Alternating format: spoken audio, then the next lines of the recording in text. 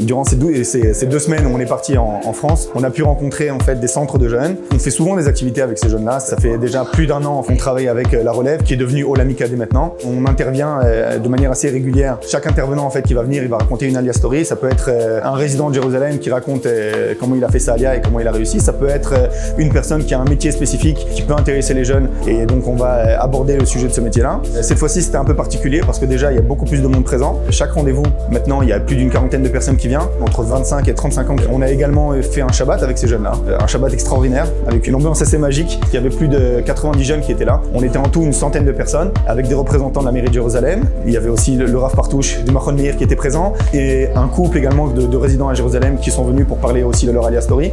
Les jeunes, ils demandent ces choses-là en fait. Aujourd'hui, il n'y a pas un jeune qui se pose pas la question « est-ce que je vais venir en Israël ou pas ?» Tous les jeunes se posent cette question. Certains sont sur les starting blocks et ils veulent vraiment partir dans l'année, dans les prochains mois. D'autres plus tard. Les questions qui reviennent sont toujours les mêmes. Comment faire valoir ses diplômes? Comment ça se passe le milieu du travail en Israël? Il y a la barrière de la langue, mais on a des réponses pour toutes ces questions-là. Le fait de travailler avec Ulpan Etzion, le fait de travailler avec Kalita, on peut apporter des réponses à toutes ces choses-là.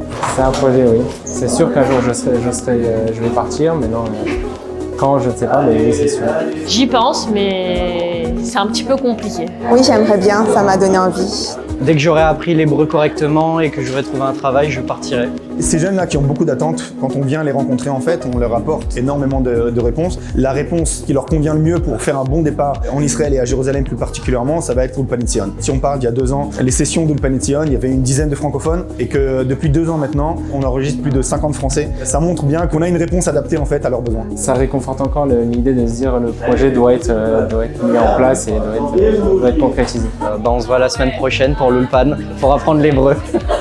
Le fait d'être à Ulpan Etzion ou dans un programme à ça pendant les 5 ou 6 premiers mois, ça leur permet justement de s'adapter à la vie à Jérusalem. Et ils vont découvrir Jérusalem, ils vont découvrir Israël. Et la solution de logement, elle sera, pendant cette période-là, elle sera réglée. Durant cette période, en fait, nous, à la mairie de Jérusalem, on vient pour leur apporter des réponses. Donc on vient régulièrement entrer en contact avec eux pour leur apporter des solutions de logement pour l'après Ulpan Etzion. Des solutions de logement, des solutions pour le travail. Et on les met en contact avec des sociétés et on les met en contact avec Kalita pour faire l'équivalence de diplôme et pour apporter des solutions concrètes pour toute leur intégration à Jérusalem.